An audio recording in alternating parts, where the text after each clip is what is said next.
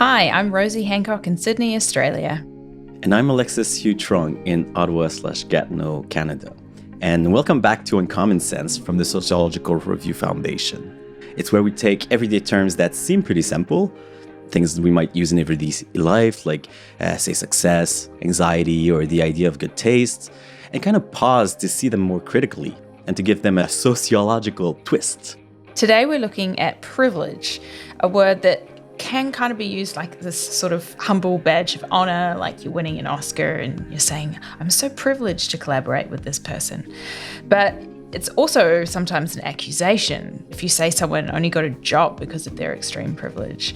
You know, something that's fiercely rejected with recourse to talk of innate talent or hard work or personal struggle and the like. And I think, films and TV shows that appear to explore it, they just keep coming. Like Saltburn was massive, but it's also something people get very uncomfortable talking about, and increasingly so in a world where signs of privilege can feel harder to read than they once were. Thinking here about tech execs in their hoodies or UK politicians speaking estuary English and the rise of the nimble cultural omnivore, which we may come back to later. Well, today we're talking privilege with someone whose work is all about culture, inequality, gender, and elites.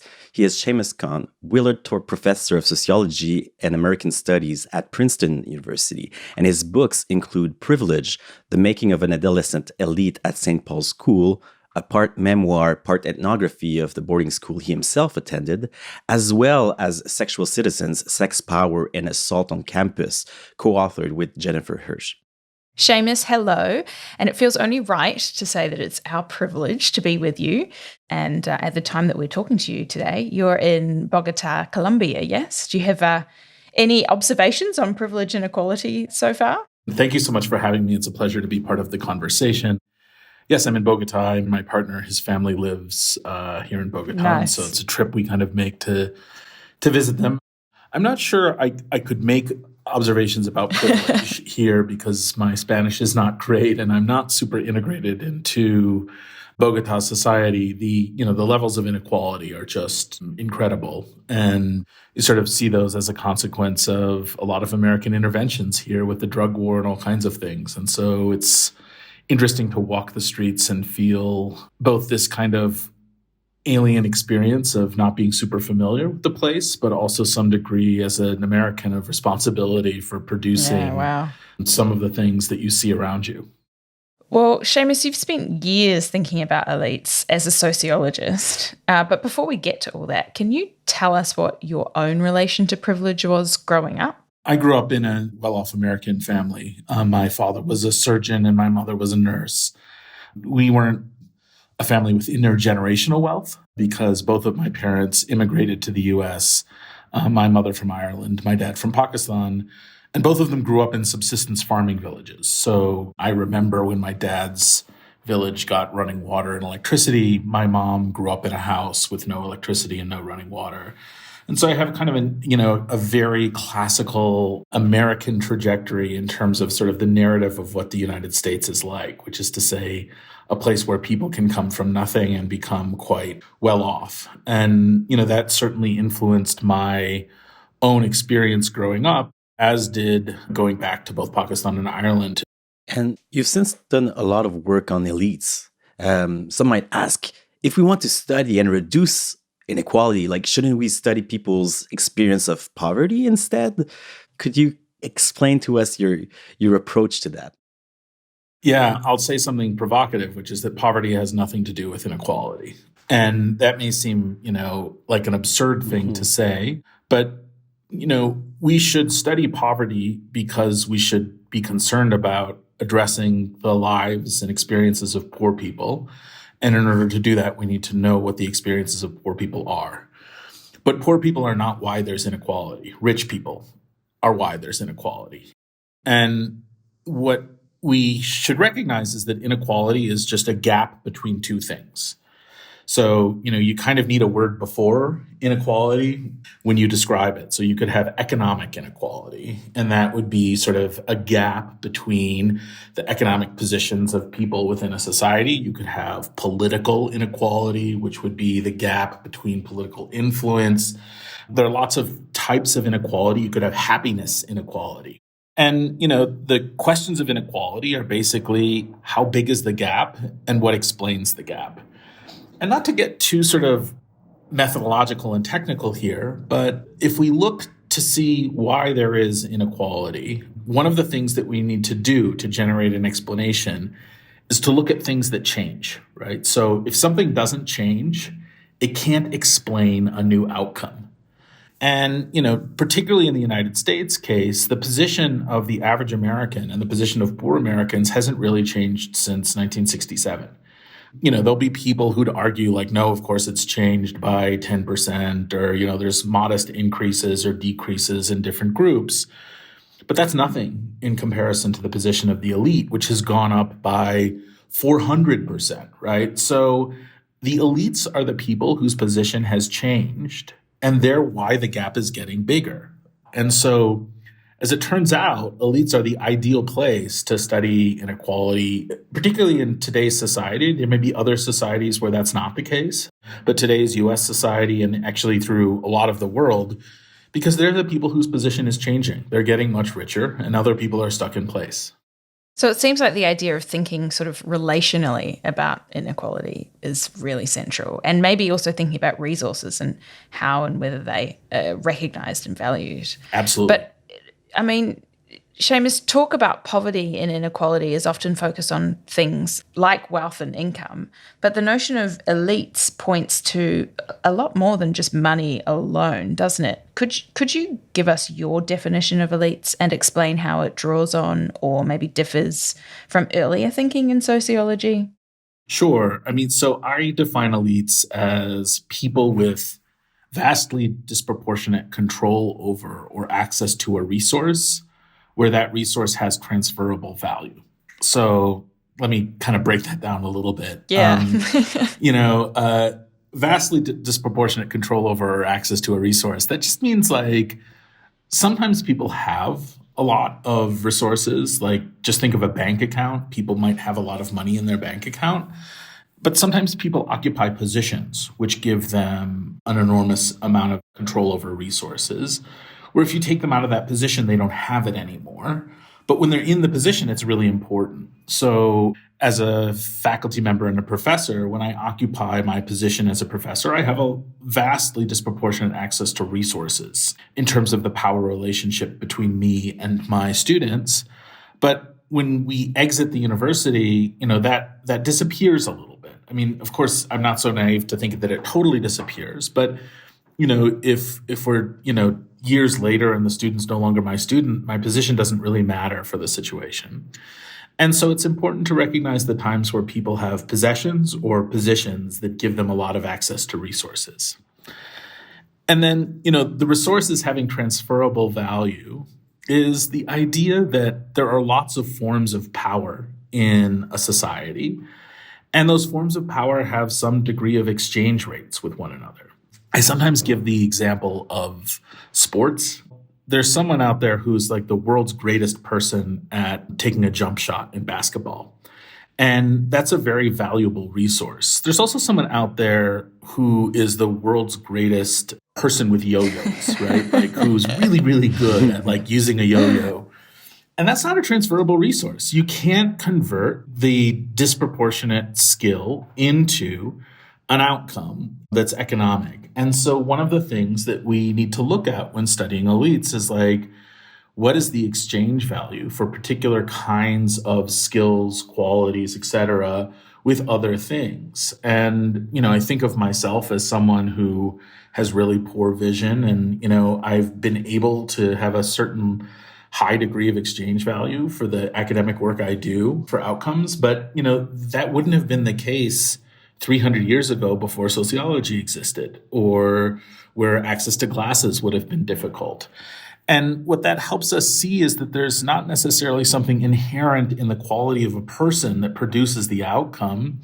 It's about the match between that person and some kind of social context.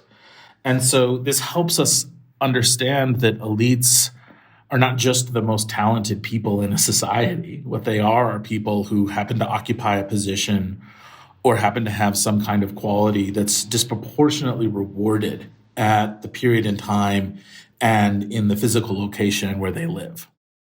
Those references to questions of exchange value, of power, of inequality, it really seems we're firmly in the realm of the very late and very influential French sociologist Pierre Bourdieu, who wrote about the idea of capital, including social or symbolic capital, and how it gets exchanged and consecrated as worth something or not, as people interact with each other in what he called fields.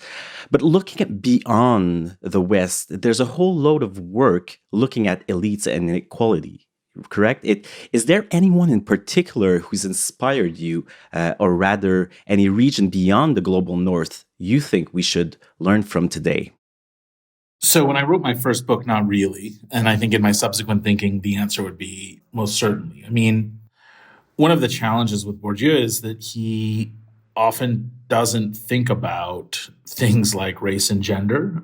And, he wrote one book called Masculine Domination. He was in some ways quite hostile to the, race, which is curious given the experience of Algerians. And that actually makes me think about Fanon as one of the thinkers. And I had finished my first book on privilege and was moving on to something else and met a group of people who were writing on Fanon at the time. And, it's that kind of colonial intellectual tradition is very interesting in part because it is still grounded very much in like a Marxian understanding, which is to say, it would argue that I'm kind of wrong in talking about elites and that what I should talk about is an upper class.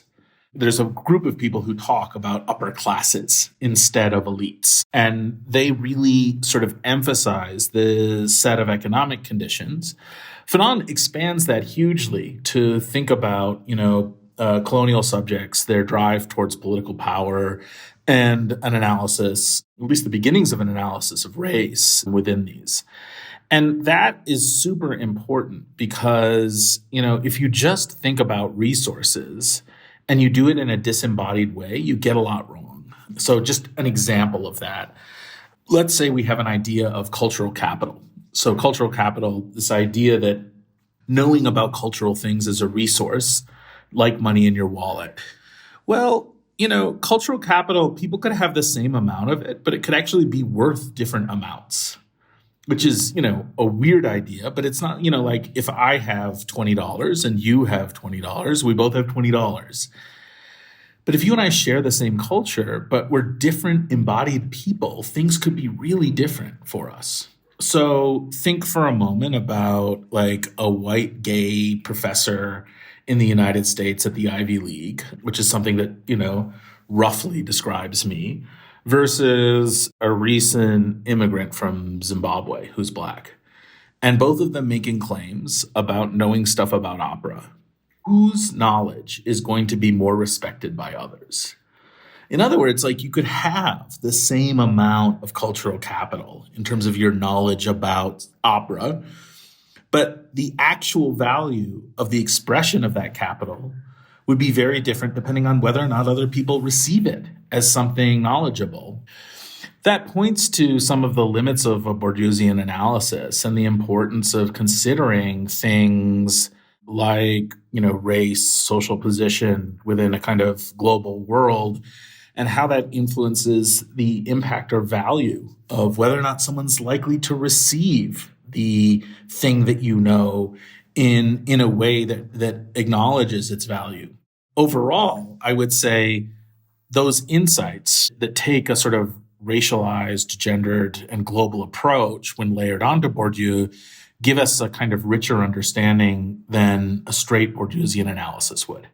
Thanks, Shamus. I mean, some of the ideas you mentioned there on like how and whether capital gets recognized depending on who carries it remind me of the work of people like the anthropologist Iwa Ong in the US or Numal Pua in the UK, whose work has explored how certain, let's say, white male bodies are entitled to certain spaces while others are not. And we're going to put some references to that in our show notes. But let's now turn to the research you did at your former school, which is the prestigious co-ed boarding school St. Paul's in New Hampshire in the US, which led to your book Privilege. I know it was crucial to you to not just interview people, but to actually see how they went about their day, how they carried and presented themselves to each other and to you. Could you tell us simply what you aimed to do, what the time period was when you were doing this research?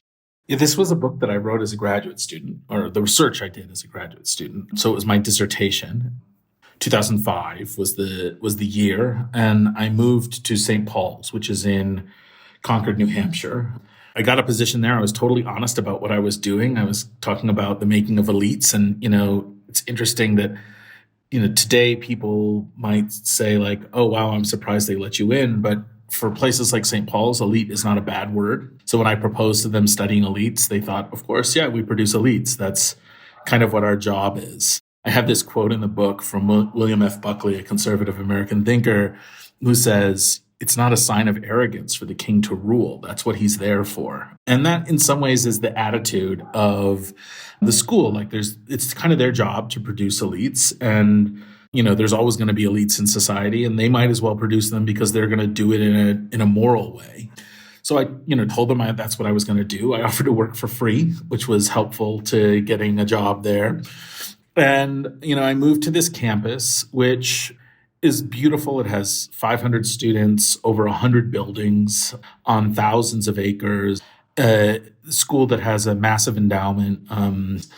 And it was a place that for a long time was known for training and raising and educating elite Americans. And so I was there really interested in studying, power in America. So I actually initially had entitled the book Learning to Rule as a play off a book that really inspired me, Paul Willis's Learning to Labor.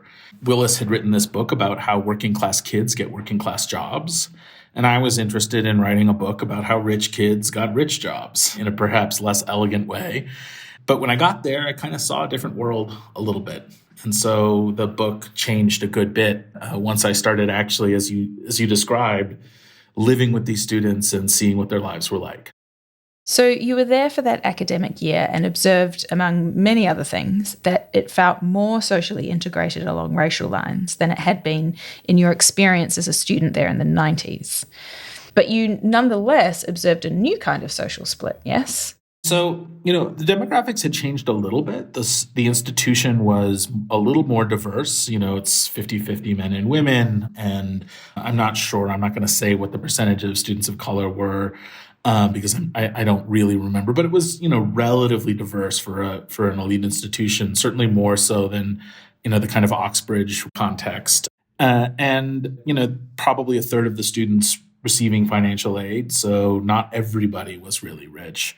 But it was an extremely dramatic thing to see for me that the new form of segregation that had emerged, and that new form of segregation was around rich people who thought that their families being affiliated with St. Paul's, having long histories of parents who attended the school, was sufficient to explain their belonging in the institution. And that those people basically all lived in one dorm together. They had been socially ostracized and they were seen as kind of illegitimate. And this ends up being a distinction I make between entitlement and privilege. So entitlement, the kids who think, the fact that their families had always gone to St. Paul's was enough to explain why they were there, is a logic of entitlement, whereas everyone else had a logic of what I end up calling privilege.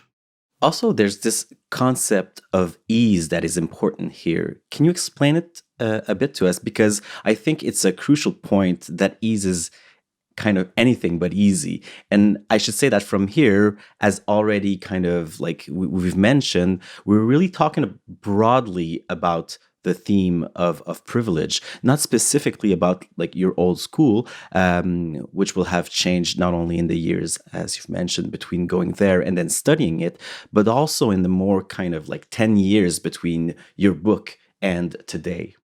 Yeah, so the concept of ease I use in the book, and it really is an adaptation of Bourdieu's concept of habitus. And Bourdieu's concept of habitus is that people's experiences imprint upon their bodies. So Bourdieu says the body is a memory pad. And what he means by that is that, if you spend time in particular locations, that influences how you carry yourself. And so I was interested in how it is that certain people feel really at home within institutions and certain people do not. And, taking really directly from Bourdieu, the idea was that some people spend a lot of time in elite institutions, and that makes those institutions comfortable for them, like their living room. And other people don't spend any time in elite institutions and then end up in them. And those institutions are not comfortable for them. It's not like their living room. It's like visiting the home of someone that like none of the furniture feels like you could even sit on it because it might break. And the sort of trick of ease, drawing from Bourdieu, and then as I argue in Privilege, is that there are big differences in how people navigate these institutions. But that since it's embodied, it just seems natural. It doesn't seem like some people are getting special access. So, the etymological origins of privilege are from the Latin privus legis. I took Latin and Greek for a very long time, which means private law. And so privilege, its origin is the idea that there are private laws for specific people who don't have to be subject to the public law. But to me, in my book, I was interested in like how some of the private law, the special rules that some people get to experience, like they're not as obvious anymore. They're not as transparent. So, as an aristocrat in France before the revolution, like you wanted to be an aristocrat because you didn't have to pay taxes. And this was a privilege. It was a private law. A law for you as a private individual that exempted you from all kinds of monetary obligations to the state. It was very obvious when people got this privilege. But ease as a concept helps us understand how privileges are kind of more and more hidden these days, that those sort of private exceptions actually just seem like individual talents. So to sort of unpack this a little, like it was more difficult, I found, for the girls than the boys to be at ease within the institution. And the reasons were kind of curious because the girls outperformed the boys, as they did everywhere in the United States in high school. But the reason it was harder for the girls than the boys was it was harder to get into school, into college and university for the girls than the boys. They were in a much more competitive environment. And so part of the logic of ease was acting like you didn't have to work that hard, that you just like magically got high grades. And that was easier for the boys because actually like for them getting high grades came with higher rewards. Again, the explanation here is that like if you look at high school students, girls far outperform boys. And then when you look to colleges and universities, they have a very sort of deep commitment, many of the private ones that people want to go to a 50-50 gender balance. So like girls are just swimming in a more competitive pool. And because they are, it's not easy for them to be at ease. Like they actually have to work harder. And that just made like girls never seem as brilliant or like as naturally talented as boys were. There were other instances with working class kids who really weren't at ease within the institution because, when I've taken people to visit there, they say like, oh my God, must be where Harry Potter was based. And I was like, no, that's England. But like, it's true. It's sort of all these wood paneled, Gothic, beautiful buildings. And like for some students walking into them, it looks like their uncle's living room. And for other students, it looks like a kind of place where if you touch anything, it would break and you would never be able to afford replacing it. And that influences whether or not people feel at ease within an institution. Now, if we think about this just as individuals, like if someone is uneasy around us, we are also uncomfortable and are less likely to connect with them. And so that lack of ease for working class students, like it influences their relationships with faculty. It influences their sense of belonging. And so, what seems like some people have it and some people just don't is, in the argument of the book, like deeply socially produced. Yeah, so to clarify, you talk about how whereas the logic of entitlement was linked to class position, the logic of privilege sees people thinking of their advantages of a product of what they individually do rather than their family connections or money. And it's therefore more slippery, as you say, to kind of get a hold of. And hearing you speak about ease, it really reminds me of some of our past episodes. So, Joe Littler on success and meritocracy, Kareem Kudchandani on performance, but also Irmak Karadimir Hazar on taste. And building on that, am I right that you essentially see today's elites also as being more omnivorous, seeing themselves as sort of fluidly moving across social boundaries, appreciating a wide range of cultural forms, and so on? It kind of seems like being a cultural, maybe even a social omnivore isn't just extracurricular. It's not just sort of one of the aspects of being an elite. It's central to success in a more diverse and ostensibly more open society. Yeah, absolutely. What I'm drawing on here is this initially a concept from Peterson, who analyzed the General Social Survey of the United States. So the General Social Survey is like a survey that we do in the US that's like an attitude survey. And in the 90s, they did a culture module for that survey. So it was like a module where they asked people about the music that they listened to. And Peterson analyzed these data and found that wealthier people were more likely to like a wide range of genres of music than other groups of people. This has come under a certain degree of attack. Like, it's an attitudinal survey. So it asks people, like, do you listen to the following types of music? And people say yes, yes, yes, yes, yes. And, you could imagine a rich person being like, yes, I'm open and interested in this. And they may not ever actually listen to any of that music. But I, found this super interesting because I thought, the way that we think about elites is they build moats and fences around resources. So in sociology and economics, you think of this as opportunity hoarding and rents. So opportunity hoarding, there's an opportunity, you hoard access to it. Rents, R-E-N-T-S, is the idea that like you extract value or a rent from your privileged access to a thing. So, this would mean like, I happen to know Milton and Shakespeare and you don't. And that's why I'm more talented and qualified than you are at things. And in the book Privilege, I sort of note how that logic has become far less sustainable. And this shift towards a sort of much more omnivorous versus exclusionary elite is incredibly important for understanding what's happening among elites today.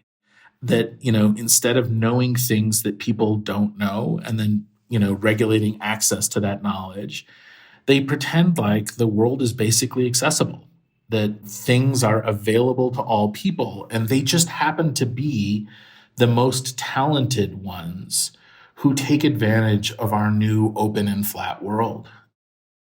Speaking of things like mobility and openness, can you tell us how your thinking on privilege has kind of developed since your book came out in 2011? And I understand you've been inspired by perspectives on disability studies. Yes, absolutely. I wonder whether you could elaborate on that and perhaps also reflect on how that informs how you think about your own position as a senior academic. Yeah. Well, the first question you all asked is like, what are some of the things you observe about walking around Bogota? One of the things that I have observed is curb cuts at intersections and ramps. And I'm also highly observant of this because my mom has a series of mobility challenges. And, so a couple of years ago when I was at Los Angeles for the American Sociological Association, I noticed these like scooters that you could rent just got dumped everywhere on the sidewalk, and you had to sort of traverse the sidewalk to walk around them constantly. And I thought about this from just the perspective of someone who couldn't walk around them with ease. Or here in Bogota, the challenges of just like navigating day-to-day life with some of these curb cuts, which are like incredibly high. Well, privilege could be thought of as an experience where institutions are built with you in mind. So from a disability studies perspective, like institutions, the physical infrastructure, but not just its physical infrastructure, are built with a particular kind of body in mind. And for people who have that body, it's not even visible to them that the institutions are built with them in mind. It just seems like the logical way that institutions should be built. But for people who have any difference between that, it's this moment where you're like, none of this works for me. And when thinking about privilege, then it's not just an analysis of the individuals and their ease. It's an analysis of the institution and who is the normalized person for that institution. Who is the person who's seen as the typical person who is going to encounter that institution? And how do you build rules and logics around that person? Well, that is an exclusionary project. And so you asked about academia. Well, it's interesting to think about, like, who is academia built for? Or who even are schools built for? Schools are not built for children in single-parent households, right? They're just not in the United States. And I'm not talking about St. Paul's here. I'm talking about in general, because, what exactly is a single parent supposed to do for the months that students spend out of school? Like, they're supposed to quit their job, or they're supposed to suddenly have a ton of resources that they don't otherwise have. It's really interesting to think about how so many of our institutions have a kind of standard vision of what a family or a person and their experience looks like, and are structured around that thing. Academia has some of the same basic sets of institutional rules where it's like a lot of other professions where people who are in academia have parents who are also in academia. I don't, but the rules seem normalized and it's kind of easy for people to navigate it. And it's a kind of privilege that people don't fully understand or even see until they encounter someone who the rules don't make sense to them or they don't work for them. And I would say that academia, often reacts in the same way that other institutions do, which is like the person for whom the rules don't work is a problem, or they just don't get it, right? Like, they on an individual level are a problem rather than the institutional rules being a problem. And once you start to think from a disability studies perspective to see about how the logics of things normalize particular understandings of ability and background, you kind of see this in all kinds of places within our society.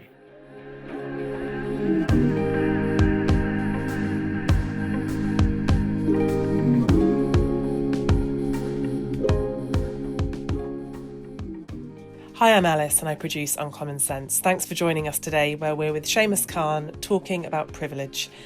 We've been bringing you Uncommon Sense for a few years now and hope it's a valuable resource, whether you listen for pleasure, work or study.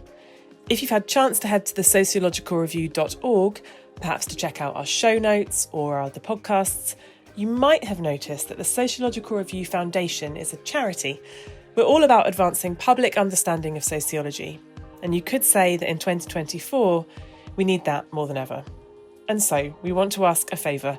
If you can, please consider making a contribution to help the foundation to keep bringing this podcast to you. Just head to donorbox.org/uncommon-sense. You can find and click on that link by scrolling our show notes. There you can make one-off or repeat donations to directly support the making of Uncommon Sense. All gratefully received. And of course, we're also grateful simply for you listening in. Any feedback or suggestions? Find us at uncommonsense@thesociologicalreview.org. Back to Alexis.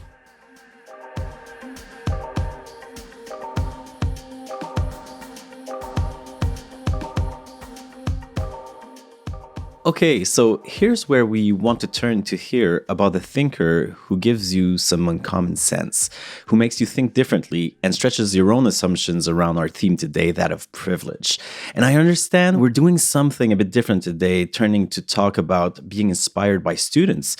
I think actually past students who you've worked with. So I know that today you wanted to mention a couple of people, starting with Shay O'Brien, who I understand finished her PhD and has worked to build a database of Dallas high society from the Gilded Age to World War II, and to use that to take on questions around studying persistence and change in elites over time. Could you tell us a bit about what inspires you with her work? Shay did this incredible sort of laborious project of creating a map of all the Dallas elite. But she did so in a way that was a little different than a lot of other the mappings, because there's an enormous amount of like business history that does something like this, where they kind of are like, what men sit on what boards, etc. And what Shay did was she was like, well, where are the women here?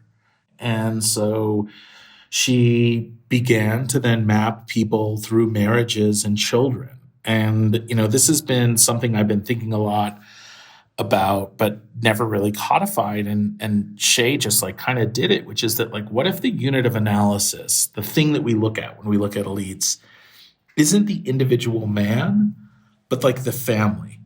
And what if we then begin to think about how families all do work for the status of the family? And what Shay was able to show through this work is like, in the Dallas case, there's this idea of there's like the old money of Dallas, and then there's the oil boom, and then there's the new money of Dallas.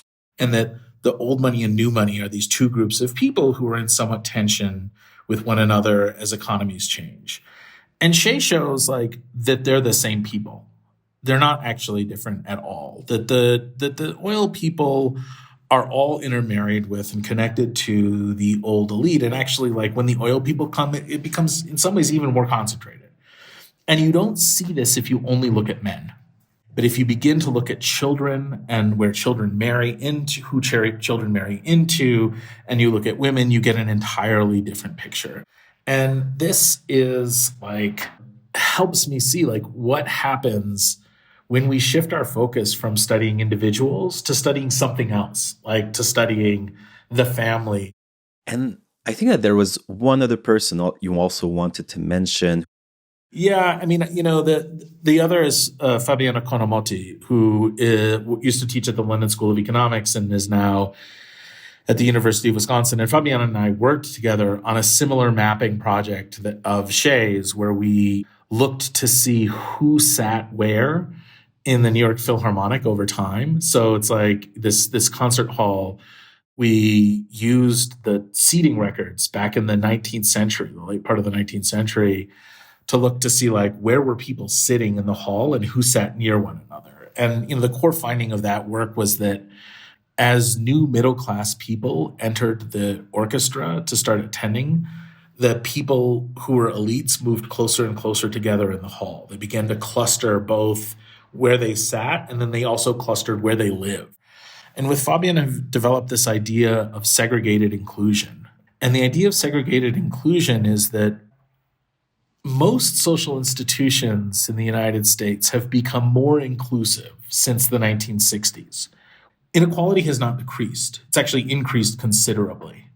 And so how do we move beyond thinking about exclusion equals inequality, inclusion equals equality? Like, how do we break from that? And with Fabian, it's been sort of helpful to realize that, like, as institutions become more inclusive, they also begin to segregate and sort, right? So when women enter colleges and universities, yes, women have much more access to opportunities, but they also end up getting segregated and sorted into different places within those institutions.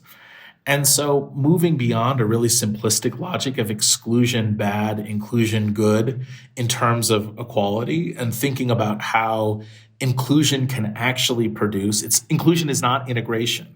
Inclusion isn't the blurring of boundaries between two groups. It can just mean that like two groups occupy the same space, but in segregated ways.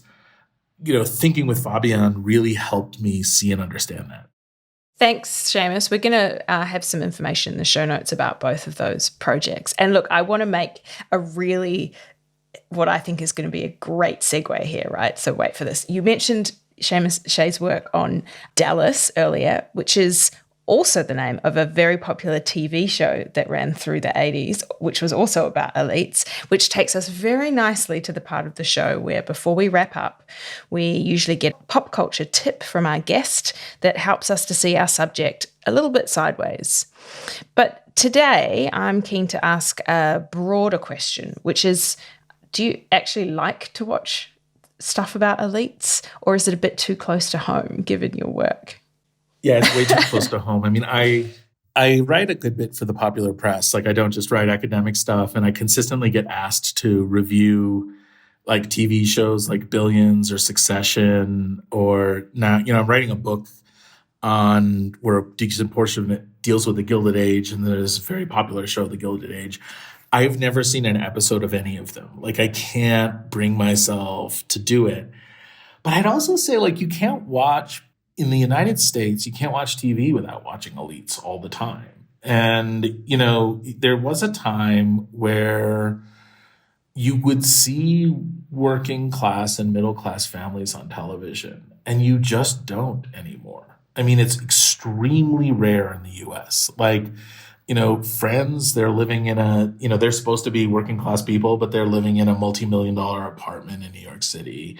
And they live these extremely leisurely lives. A lot of these shows are pretty much like shows of people who are extremely well off. And, we love shows about power and the struggles over power. So Game of Thrones, like, what is it but a show about political elites, right? And so I think it's interesting to think and see like how much our television shows are about the lives of the powerful and the things that we're really interested in, like Lord of the Rings, right? Like the super popular series is about like each one of the little people who's member of the Lord of the Rings is like the elite of their tribe that is then going, like it's the elite dwarf, the elite elf, the elite human who are like helping the elite hobbit, the family member of the previous elite hobbit navigate to take over with everybody else is just kind of like slaughtered in the pathway. They don't even get the privilege of a narrative. And so it's not just the Kardashians, right? It layers on in so many levels. There's Blackish, again, with like a very elite Black family in the United States. There's some shows, like I'm probably painting with too broad of a brush, excuse me. But it's interesting to me how the drive of so many of our narratives, it's those stories, right? Those are the stories that really capture so much of the imagination. Like, who is James Bond but the elite of a policing society, right? Like, he's not an everyday cop. And so as much as I don't like watching those shows, like, you also can't consume popular culture without seeing the normalization of stories about powerful people being the kinds of stories that are valuable. Mm-hmm. This reference to the fact that we're always watching elites on television really makes me think about, for example, work on reality shows also. And when people are not elite, for example, Bev Skegg's work, they're actually people that we're watching fail at some of the norms around success and so on. And it kind of like what you've mentioned here brings the meta question of what even counts as a show about elites. I mean, Shamus, I'm curious here because I reckon there's sort of two types of shows about elites. You have this sort of background elitism in television, right? Where it's fantastical, Friends being the example, right? But then there are narratives, and I mean, it's like the classic narrative trope that there's this wild story about an individual getting rich, or at least becoming successful, whatever that might mean, even if they do eventually crash. So an example from a few years back would be The Wolf of Wall Street, right? But this focus in this particularly the second type of narrative on individuals, it feels like it could be a bit of a red herring to me. And I hope this isn't a depressing note for us to end on. But I wonder whether the reality increasingly seems to be that you're either going to be okay or not based on things like inheritance, family wealth, and so on. Like, are we kind of heading back to a time where, I know we've been talking about privilege as this idea that maybe you can make it as an individual, but really, is inheritance still just kind of the defining thing for the creation of elites? So this isn't my work, but Thomas Piketty, this is his argument in Capital, basically, that there is a period of time, basically from the 60s to the early 2000s where income really, really mattered, but that people with really high incomes are establishing enormous capital holdings, like just really significant capital holdings that are transforming, them back into elites of old, which is that the amount of money that they have in investments is actually going to far exceed the incomes that they make, and that inheritance is going to become super important. We're beginning to see this, so on, the Forbes wealthiest list, now the inheritors of wealth, their wealth overall exceeds the makers of wealth. And I would even note that measure is really skewed because, Bill Gates is seen as a maker of wealth. He comes from an extremely wealthy family. Mark Zuckerberg is read as a maker of wealth. Mark Zuckerberg went to Phillips Exeter Academy, which is like 30 miles down the street from St. Paul's. So he went to an elite boarding school and then on to Harvard. Elon Musk is read as a maker of wealth. Elon Musk is from, an extremely wealthy, lived in one of the largest homes in Johannesburg. All of these people are, taking significant fortunes and turning them into much bigger ones. But yes, I think, so much of what I've said is there's this individualization, but I think that that's a story of the second half of the 20th century to the beginning of the 21st. And that the story of the 21st century could well be that this account that I provide no longer works because of, Rosemary, exactly the things you've said about actually capital holdings a la Piketty are becoming more and more important for understanding elites. And so, this is going to be a living research field and a living space that we all experience in being actually maybe the made wealth narratives aren't going to fly anymore because they don't really make sense of our experience. Yeah, thanks, Shamus. And as for your pop culture tip for this section, I understand that you've taught Tom Wolfe's Bonfire of the Vanities, yeah? And if it's okay with you, we're going to throw that in our show notes. But that's all we have time for today. So thank you so much for joining us, Shamus. It's been a real pleasure. Thanks. It's been so nice to be part of the conversation with the two of you. We'll put the different readings Shamus mentioned into today's show notes. They can be found in the app you're using to hear this and on the podcasts page at thesociologicalreview.org, where you'll also find all episodes from our past two series.